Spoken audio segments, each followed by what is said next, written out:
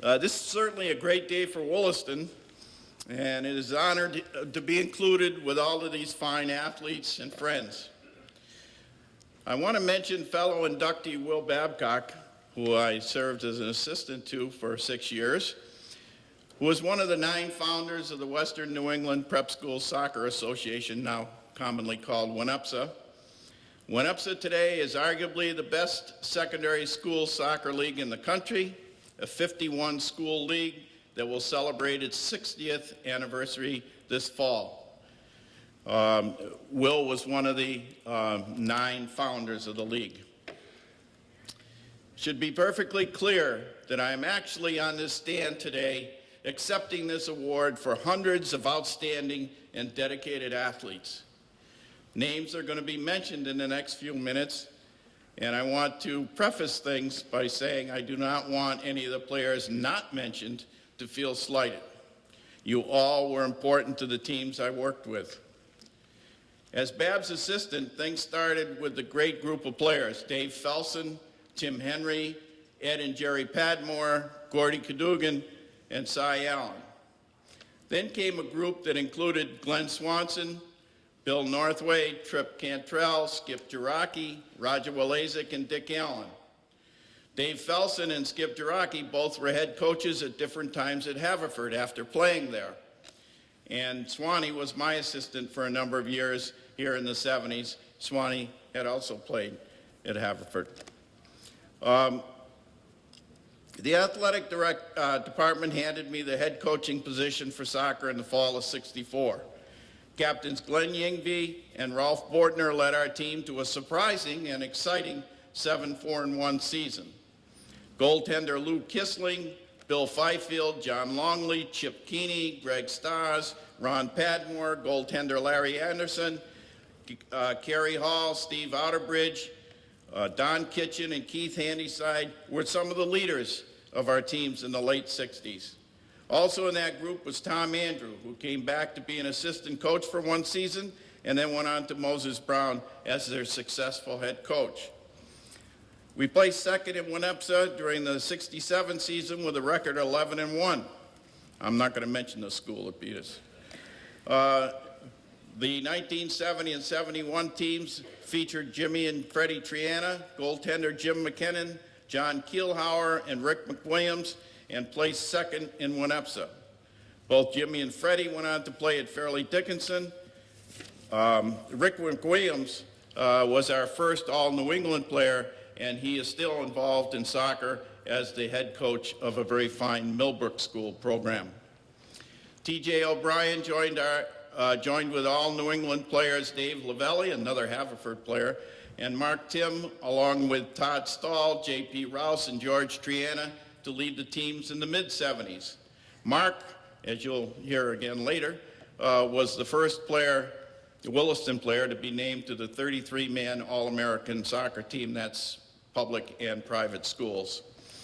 Harry Cushing, Miguel Andrade, and Bill Lawrence played key roles during the late 70s. Bill came back to be an assistant coach with me for 2 seasons after playing at Providence.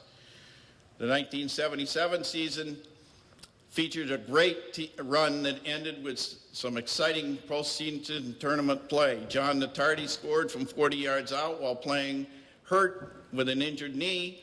Goalie Keith Brown then made a number of key saves, and Jochen Bedtag scored the winner in a 2-1 win over Pomfret to bring home the coveted Stewart Cup.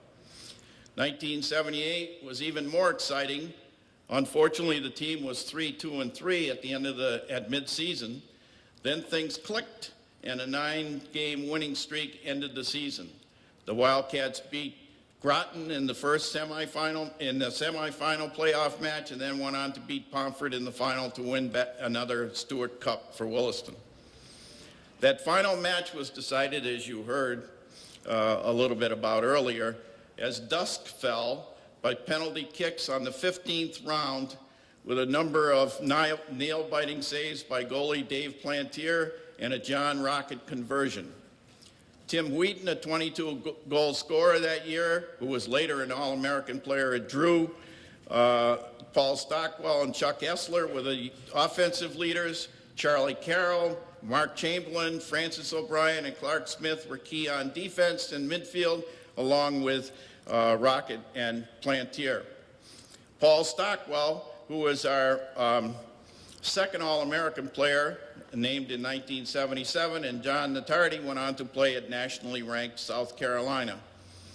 The 1980s featured a number of great players: Scott Jones, Mark McNabb, a college All-American at Babson, Giles Steele Perkins, Williston's third All-American, Steve Owens, another Williston All-American, and Brian Scales, who is now the Director of Development for the New England Revolution Soccer Academy. There were some other key players during that period: Bob Hazen, Chris Briggs, Bob St. George, John Booth, Andy DeRatz, Bill Corellis, the Pilgrim brothers, Jeff, Greg, and Todd, Jim Brennan, Brian McBride, and Chris Zawacki. Jeff Pilgrim, as you have heard earlier, came back to Williston and was a highly successful coach in the girls' soccer program. In the 1990s, goalie John Leidich, brothers Will and John Maselli, Reed Sterrett, and Greg DeRochers were instrumental in a number of victories, and in 1992, Corey Turner ended a great career by being the 5th player named to the National Coaches Association All-American Soccer Team before going on to play at Virginia Tech. In the fall of 1976, Athletic Director Rick Francis approached me and asked if I would take over the girls' basketball program. Officiating basketball had become pretty important to me, but I accepted and never regretted the decision.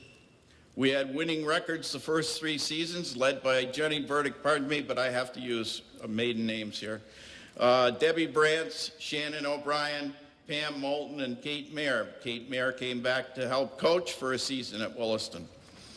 Starting in 1982, we ran off 10 straight winning seasons in a row, with many girls contributing, including Glenna Clark, who also came back as an assistant coach for a season, Sue Marcus, Sarah Couch, and Lisa Lake, who had a great 4-year career.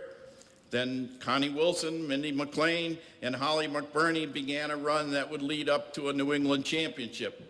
They were joined by, they were joined by Missy Babiak, Ann Woomer, and Deborah Wiseman, and they were the key players of a team that beat Noble and Greeno in the finals of the 1986 playoffs. The 87-88 season was the start of the great careers of Beth Babiak, Jen Lucier, Lisa Baker, and Debbie Healy.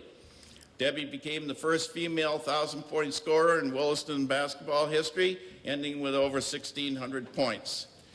The next season marked the start of the Williston Holiday Tournament, which celebrated its 25th anniversary this past December. During the 1991 season, Debbie Healy closed out her terrific career with a 38-point performance against Northfield. That record still stands as the highest individual point total in a Williston girls basketball game. In the mid-90s, Carrie Baker, Rita Sipos, and Molly Ryan, among others, kept the program very competitive. And then in 1996, the team was back in the New England playoffs, led by Tammy Miller, Nicole Smith, Kenny Johnson-Smith, Erica Slozak, and Abby Womet. Abby was an outstanding team leader who scored over 1,400 points in her career. The next season, these same players returned, and we lost to Tabor in a nail-biting finish at the end.